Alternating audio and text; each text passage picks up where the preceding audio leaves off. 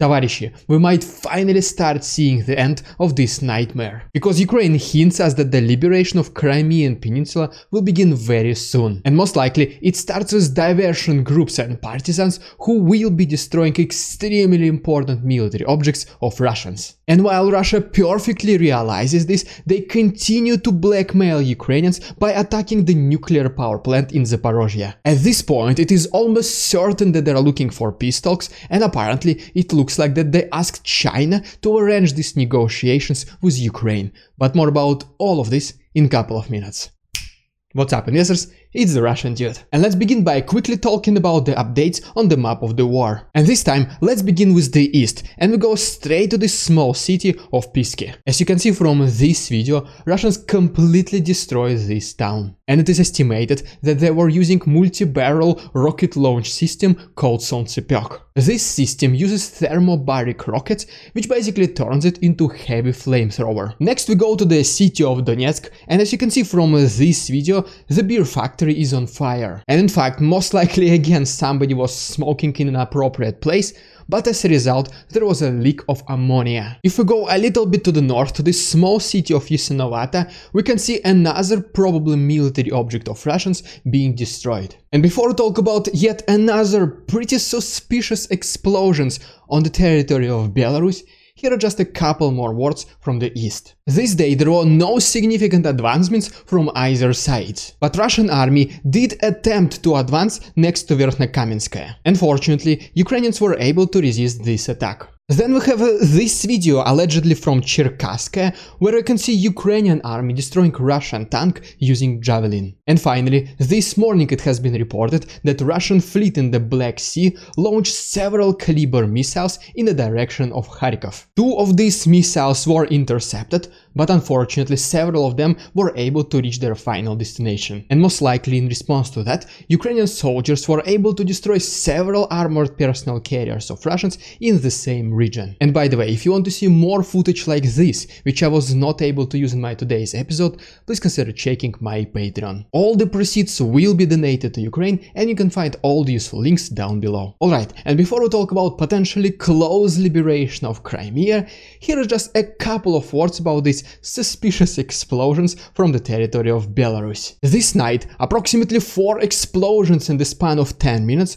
were heard from this airport next to Zaporozhye. As you can see from this satellite image, this airport is still a home base for Russian military vehicles and equipment. Within several minutes after the explosions, there were many different options what actually happened. First of all, people thought that these were the attacks by Ukrainians. The second assumption is that it was just a practice of the Belarusian Air Force. And the third assumption is that Belarusian air defense system was able to hit Ukrainian drone. But the official version of Belarus is that this explosion was the result of one of the engines of the airplanes being replaced. And I mean, I have no idea how replacing an engine can cause an explosion.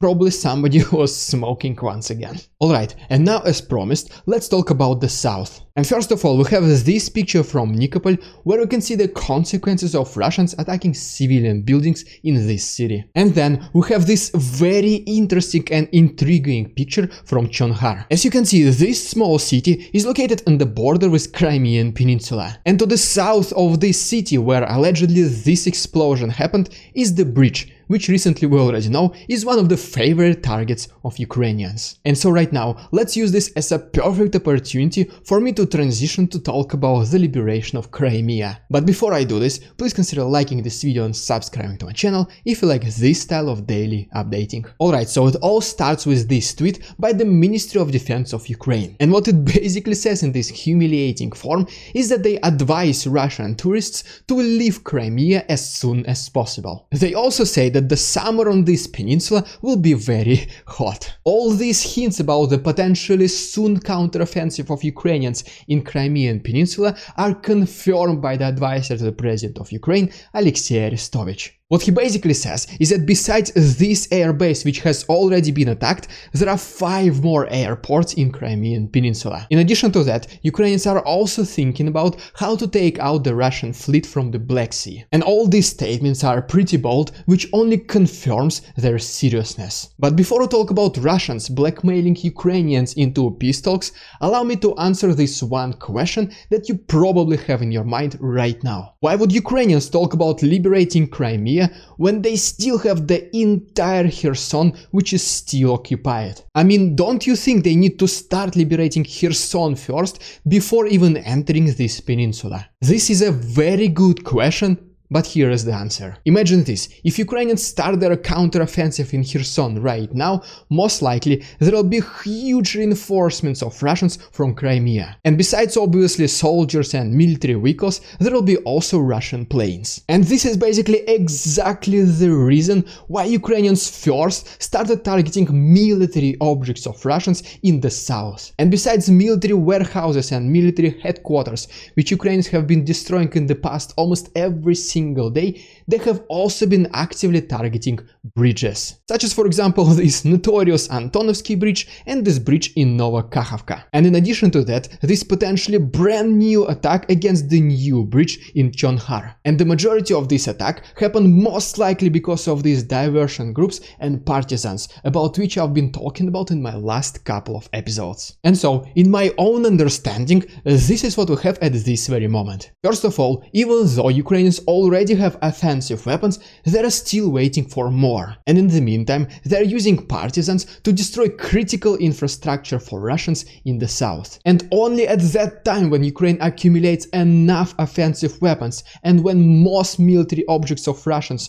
will be destroyed in the south, this is we can see extremely fast counteroffensive. In several seconds I'll talk about Russians attacking the Zaporozhye Nuclear Power Plant to blackmail Ukrainians into peace talks, but first of all, just take a look at this picture of destroyed power lines in Kherson region. It is estimated that these power lines could have been used to transport electricity from this power plant to Crimean Peninsula. And so yeah, since we're now speaking about this nuclear power plant, here is exactly what happened today and how Russia wants to have negotiations back and save its face at the same time. As you can see from this video, the first attack happened this morning, but this was approximately 3 kilometers away from the territory of the power plant. Soon enough, there was a second explosion and Russia immediately blamed Ukraine. After some time, there was a third explosion and this time it happened on the territory of a firefighter station. And believe it or not, soon after that, there was a fourth attack which hit very close to the first nuclear reactor. As a result of this last attack, one pump was damaged which activated emergency defense mechanism. And it basically completely shut down one of 3 power units. After today's shellings, the Secretary General of the United Nations, Antonio Guterres, he urged to demilitarize the entire perimeter around this nuclear power plant. And the United States also confirmed that they don't want to see any explosions close to this area. But anyways, like mentioned previously, Russia obviously blamed Ukraine for all of these attacks. But most likely what is actually happening is that Russia blackmails Ukraine to resume peace talks. And this assumption potentially can be confirmed with the most recent statement of China that they also want Russia and Ukraine to resume negotiations. And as we all know, Russia and China are pretty close friends. So what I personally think is that Russia in fact asked China to make this statement. Because most likely Russia wants to resume peace talks and at the same time save its face and not be humiliated. And this comes from a country which is obsessed with not being humiliated.